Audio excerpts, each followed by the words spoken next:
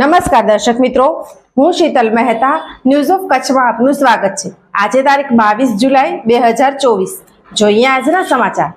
મેલેરિયાનું કારણ જમા થયેલા પાણીમાં પેદા થવાવાળા એનોફિલિસ મચ્છર।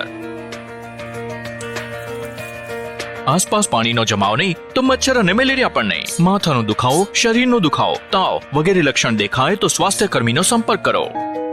ગર્ભવતી મહિલાઓ અને બાળકોના માટે વિશેષ સાવધાની જરૂરી છે। ઇલાજમાં વિલંબના કારણે મેલેરિયા જીવલેણ પણ બની શકે છે। સરકારી હોસ્પિટલોમાં મેલેરિયાની તપાસ અને ઇલાજ મફત છે। સોફ Kutch power by Opal electronics, LG best shop, Vijaynagar road Bhuj, Rambagh road Adipur. Power by KC jewellers, latest fashion ડિઝાઇનના ઓર્નામેન્ટ્સનો વિશ્વાસપાત્ર showroom, hospital road Bhuj. News of કચ્છના સમાચાર ભૂમિ કેબલ ઉપર 402 નંબરની ચેનલ ઉપરથી રાત્રે 9:30 કલાકે તથા બપોરે 1:30 પ્રસાર। વાગડમાં ખૂન કા બદલા ખૂન। રાપરમાં 25 વર્ષ જૂના વેરને તાજુ રાખી એક યુવાનનું ઢીમ ઢાળી દેવાયું। રાપરના ત્રંબો ચોકડી રિલાયન્સ પેટ્રોલ પંપ સામે દુકાન આગળ 24 વર્ષ અગાઉ થયેલી હત્યાના બનાવની અદાવત રાખી એક શખ્સે ગુલામ રસુલ પ્રાગજી સમા નામના યુવાનને છરીના ઉપરાઉપરી છરીના ઘા ઝીકી નિર્મમ રીતે હત્યા નિપજાવી હતી। બનાવ અંગે 6 શખ્સ વિરુદ્ધ પોલીસ મથકે ફરિયાદ નોંધાઈ હતી। નંદાસર ગામમાં રહેતા ચાંદાજી પ્રાગજી સમા અને તેમના કાકા બાપુજી માનસંગજી સમાનો જીવાજી કેણજી સમા ચાંદાજી કેણજી સમા સાથે વર્ષ 2000માં ઝઘડો થયો હતો, જેમાં ચાંદાજીનું મોત થયું હતું।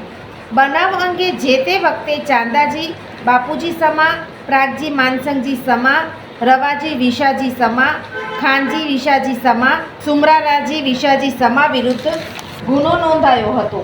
આ કેસમાં આરોપી નિર્દોષ છૂટ્યા હતા। ગત દિવસે રાપરના ત્રંબો ચોકડી રિલાયન્સ પેટ્રોલ પંપની સામે આવેલી ઈશાજી કાળુજી વાળંદની દુકાનના ઓટલા ઉપર ગુલામ રસુલ બેઠો હતો, ત્યારે પાછળથી ફિરોઝ મોડજી સમાએ આવી પીઠના ભાગે છરીના ઘા ઝીકી દીધા હતા।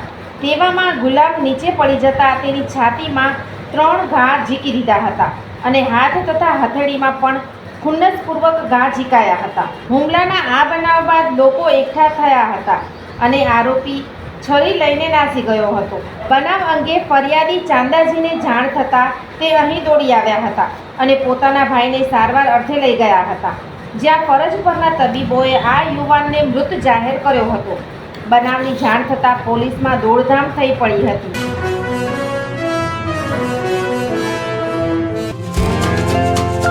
11 જુલાઈ વિશ્વ વસ્તી દિનની ઉજવણી। વિકસિત ભારતની નવી પહેચાન। કુટુંબ નિયોજન દરેક દંપતીની શાન। તમામ સેવાઓ અને માર્ગદર્શન માટે ગામના નર્સબેન, આશાબેન, આંગણવાડી વર્કર, પ્રાથમિક આરોગ્ય કેન્દ્ર, સરકારી હોસ્પિટલો કે તાલુકા હેલ્થ કચેરીનો સંપર્ક કરો। આરોગ્ય શાખા, જિલ્લા પંચાયત, કચ્છ।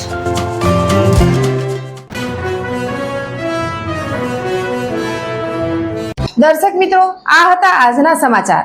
આવતીકાલે ફરી મળીશું, ત્યાં સુધી મને રજા આપશો। નમસ્કાર।